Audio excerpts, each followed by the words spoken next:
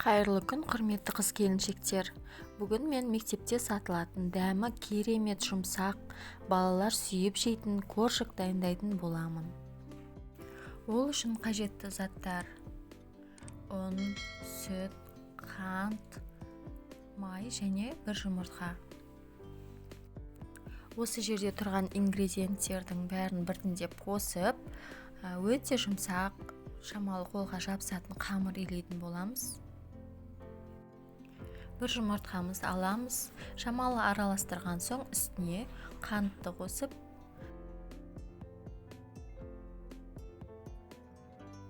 содан соң жұмсақ майымызды қосатын боламыз. Әбден араластырамыз.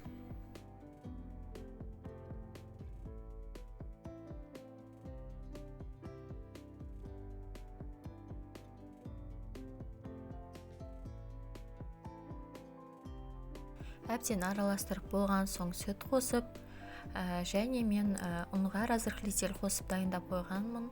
Соны қосып араластырып қамыр илейтін боламыз. Қамырымызды әбден илеп болған соң тоңазытқышқа 20 минут жарты сағатқа қойып қоятын боламыз. Дәл осы рецептпен жасайтын болсаңыз, өте жеңіл және 100% шығатынына кепілдік беремін.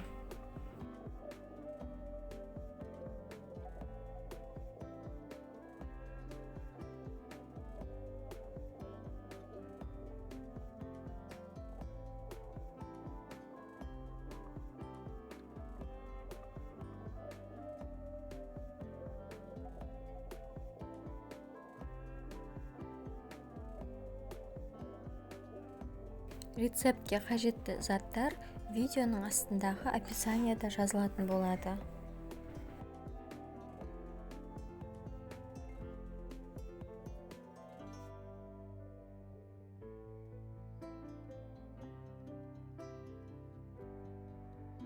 Міне қараңыз, қамыр осындай болу керек. Өте жұмсақ қамыр шығады. Қамырды пакетке салып және тоңазытқышқа қоятын боламыз.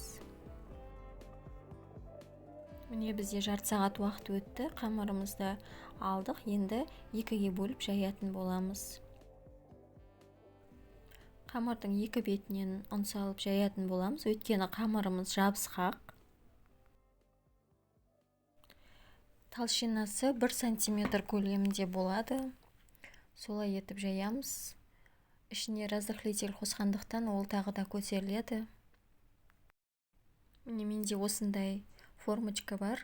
Осындай формочка қолдансаңыз болады, болмаса кесе, стакан пайдаланып, осындай бөлсеңіздер болады.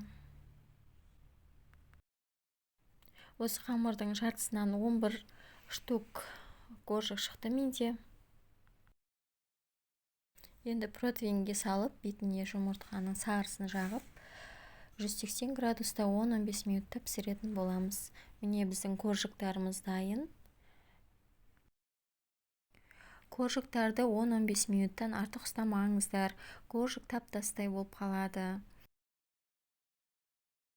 Қараңыздаршы, қандай сап-сары, жұп-жұмсақ әдемі коржиктар пісті. Балаларыңызды осылай қуанттыңыздар. Видеоны соңына дейін көргендеріңізге үлкен рахмет. Каналыма жазылып қойыңыздар. Сіздермен болған Мөлдір Адылхан.